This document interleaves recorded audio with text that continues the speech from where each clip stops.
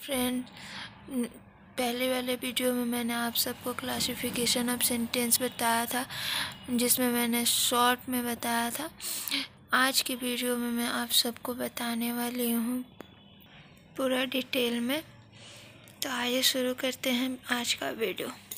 ठीक है, तो मैंने 2 पार्ट में बताया था क्लासिफिकेशन ऑफ सेंटेंस जो लिखा था मैंने, तो 2 क्लासिफिकेशन 1 और क्लासिफिकेशन 2।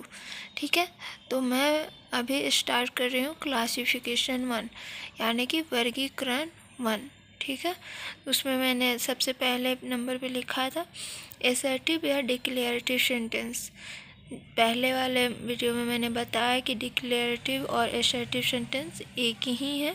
ठीक है, 2 तरह का नहीं है, इसलिए मैंने और करके ऐसे लिखा हुआ है। ठीक है, तो आइए अब बताते हैं आगे, इसका डिफिनेशन बताते हैं। ठीक है, तो इसका डिफिनेशन देखिए क्या कह रहा है। जो वाक्य किसी कथन को व्यक्त करता है या स्वीकार करता है वह एसर्टिव या डिक्लेरेटिव सेंटेंस कहलाता है। ठीक है, कहने का मतलब है कि जो भी हमारा सेंटेंस है, वाक्य है, ठीक है, वो कुछ कह रहा है। ठीक है, कुछ भी कह रहा है, उसमें कुछ भी कहा जा रहा है जो जिससे हमें किसी बात का व्यक्त होने का पता चल रहा है। ठीक है, कुछ भी कहने का, समझने का पता चल रहा है। ठीक है, उसको हम एसर्टिव सेंटेंस कहेंगे। ठीक है, इंग्लिश देख लीजिए इसका।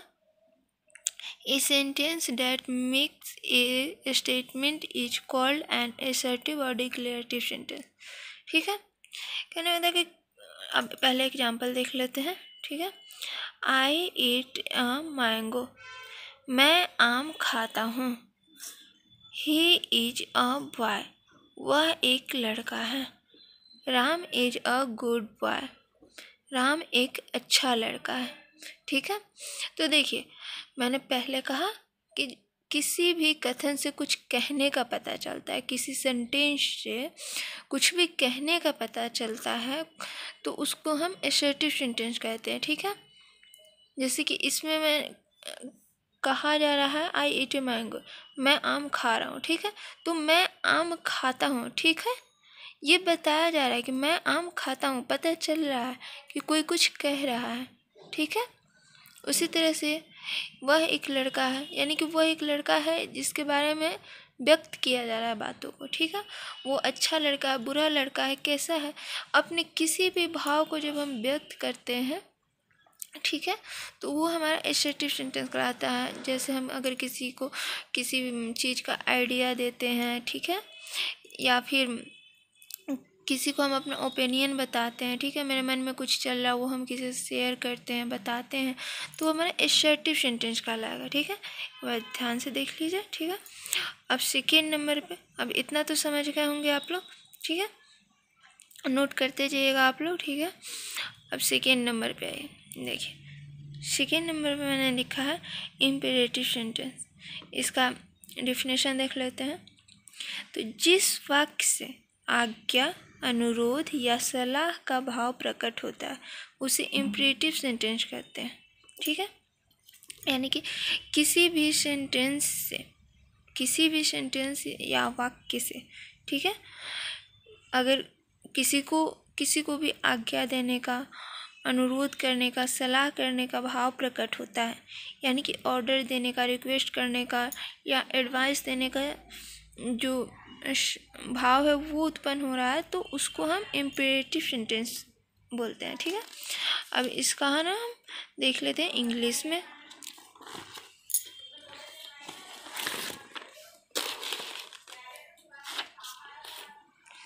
ये देखिए इंग्लिश में अब इसका डिफिनेशन देखते हैं। ए sentence that express an order, A request और अ piece of advice is called an imperative sentence। ठीक है, अब इसका एग्जाम्पल देखिए। गो देयर, वहाँ जाओ। गो देयर, वहाँ जाओ, हम किसी को ऑर्डर दे रहे हैं। ठीक है, किसी को कह रहे हैं कि वहाँ जाओ, ऑर्डर दे रहे हैं, कम हेयर, यहाँ आओ। किसी को ऑर्डर कर रहे हैं कि यहाँ आओ। ठीक है, ऑर्डर मतलब आज्ञा दे रहे हैं कि वहाँ जाओ, यहाँ आओ। ठीक है, हेल्प मी, मेरी मदद करो। किसी से हम रिक्वेस्ट कर रहे हैं, ठीक है, किसी से हम रिक्वेस्ट कर रहे हैं, मदद मांग रहे हैं, यानी कि अनुरोध कर रहे हैं, ठीक है। रिक्वेस्ट मतलब अनुरोध कर रहे हैं किसी से। Please give me some sugar, कृपया मुझे थोड़ी चीनी दो, ठीक है। यहाँ पे हम रिक्वेस्ट कर रहे हैं किसी से कि मुझे थोड़ी सी चीनी चाहिए, मुझे चीनी थोड़ी सी दो, ठीक है। तो इससे पता चला है कि हम किसी को ऑर्डर दे रहे हैं, किसी से हेल्प मांग रहे हैं, ठीक है। और अगर किसी को एडवाइस भी दे रहे हैं तो हमारा इम्पेरेटिव सेंटेंस होगा, ठीक है। अब आइए थर्ड नंबर देखते हैं। तो थर्ड नंबर में हमारा इंट्रोगेटिव सेंटेंस, ठीक है। इसका डेफिनेशन देखते हैं हिंदी में। जिस वाक्य से प्रश्न का पता चलता है उसे इंट्रोगेटिव सेंटेंस कहते हैं, ठीक है। यानी कि किसी भी सेंटेंस में, यानी किसी भी वाक्य में अगर हमें क्वेश्चन करने का, प्रश्न करने का पता चलता है, ठीक है, तो उसको हम इंट्रोगेटिव सेंटेंस कहेंगे। इंग्लिश में इसका डेफिनेशन देख लीजिए। ए sentence that asks A question is called N interrogative sentence, ठीक है। अब इसका एग्जाम्पल देखिए। एग्जाम्पल क्या कह रहा है, हु आर यू, तुम कौन हो, ठीक है। तो क्वेश्चन किया जा रहा है, यहाँ क्वेश्चन मार्क है ना, ठीक है।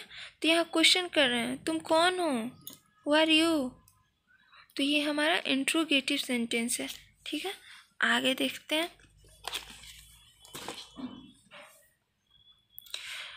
इंट्रोगेटिव सेंटेंस का ही अगला एग्जाम्पल है, व्हाट इज दिस, यह क्या है, ठीक है। यहाँ भी हम क्वेश्चन कर रहे हैं कि यह क्या है। आर यू गोइंग, क्या तुम जा रहे हो, पूछ रहे हैं कि क्या तुम जा रहे हो, क्वेश्चन कर रहे हैं। तो ये हमारा इंट्रोगेटिव सेंटेंस हुआ, ठीक है। नंबर 4 में आता है हमारा एक्सक्लामेटरी सेंटेंस, ठीक है। अब आइए इसका डेफिनेशन क्या कहता है।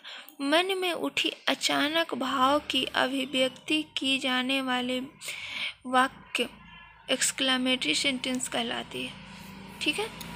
मन में मेरे मन में किसी भी तरह का अचानक भाव जब आता है, अचानक तेजी से जब कोई भाव आता है, ठीक है, और जब हम उस भाव को व्यक्त करते हैं, बोलते हैं, बताते हैं, तो वो हमारा क्या होता है, एक्सक्लामेटरी सेंटेंसेस कहलाता है। इंग्लिश में देख लेते हैं। Such sentences are used to express sudden emotion, ठीक है। सडन का हिंदी होता है अचानक, ठीक है। इमोशन मतलब मेरे अंदर जो भी है, ठीक है, अच्छा बुरा किसी के बारे में हम सोचते हैं, अभिव्यक्ति यानी कि भाव, ठीक है। इमोशन का हिंदी होता है भाव, सडन अचानक, और इमोशन भाव, ठीक है।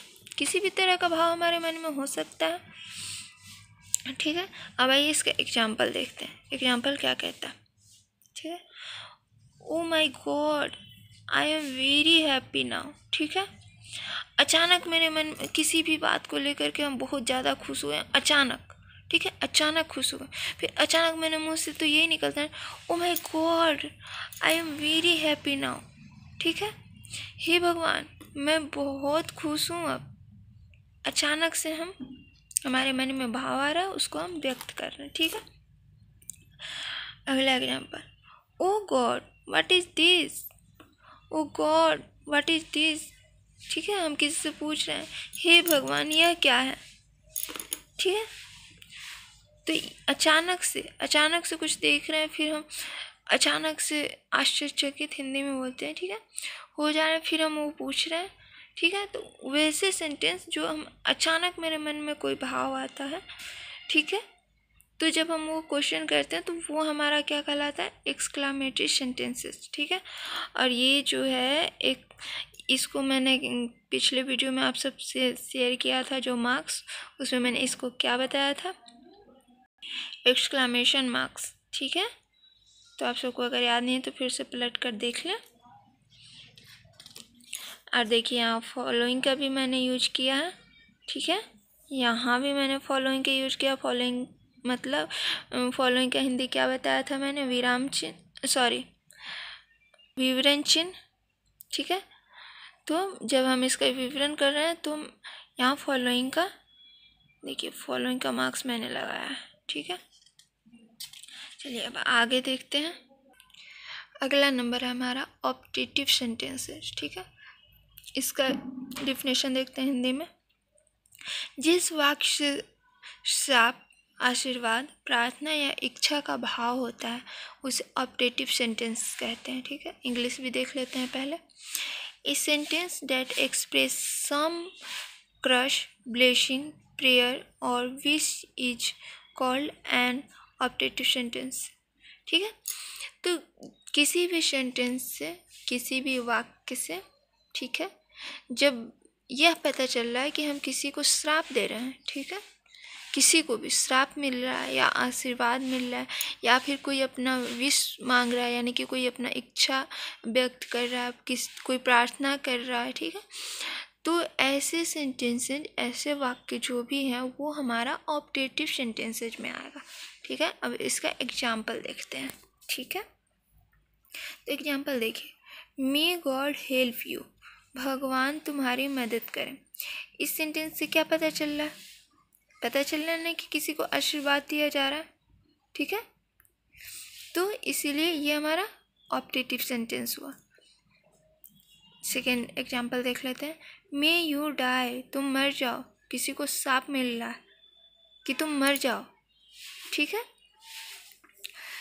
तो एक बार देख लीजिए आप लोग फिर से। तो उम्मीद है कि आप सबको समझ में आ रहा होगा जो भी हम समझा रहे हैं या फिर समझाने की कोशिश जो भी कर रहे हैं वो आप लोगों को समझ में आ रहा होगा, ठीक है। अगर कोई भी मन में डाउट हो रहा है, कुछ समझ नहीं आ रहा है, अगर हमसे कुछ छूट रहा है तो आप सभी कमेंट बॉक्स में कमेंट करके हमसे पूछ लिया करें।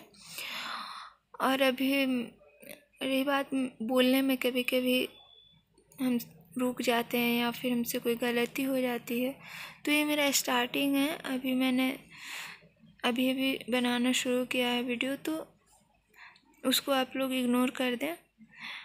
हम कोशिश करेंगे कि नेक्स्ट टाइम से धीरे धीरे मैं ये सब सुधर जाए, मैं ठीक से बोल पाऊँ, ठीक है।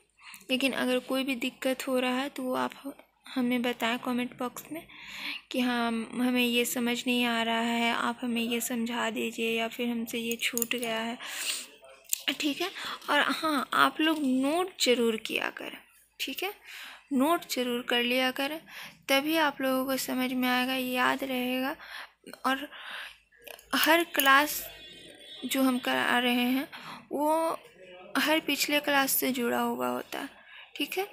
तो आप लोग रेगुलर क्लास लें, हर वीडियो देखें, शुरू से देखें, ठीक है। और कहीं से भी कोई भी दिक्कत हो तो आप सब ज़रूर हमें कमेंट बॉक्स में कमेंट करें, हम ज़रूर बताएंगे, दिक्कत को सॉल्व करने की कोशिश करेंगे, ठीक है। तो एक बार और आप लोग देख लें, और अगर कहीं भी इसमें आप लोगों को अगर समझ नहीं आया हो, ठीक है, तो आप लोग हमें ज़रूर बताइएगा, ठीक है। आज हम सिर्फ इतना ही बताएंगे, ठीक है। नेक्स्ट क्लास में हम फिर से क्लासिफिकेशन 2 बताएंगे, ठीक है। आज मैंने क्लासिफिकेशन 1 बता दिया जिसमें मैंने 5 बताया, 5 टाइप। अब क्लासिफिकेशन 2 बताएंगे, उसका डिफिनेशन और उसका एग्जाम्पल सब कुछ, ठीक है।